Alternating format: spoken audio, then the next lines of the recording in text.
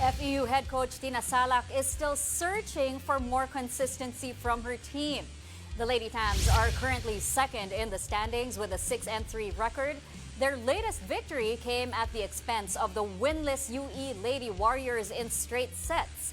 With the defending champion NU Lady Bulldogs up next, Salak knows FEU needs to level up their game to secure their spot in the Final Four.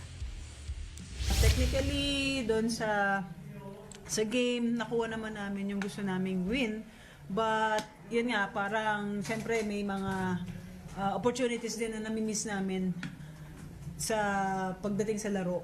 So, yung prep namin sa UE, yun din kasi yung magiging prep namin sa susunod na games.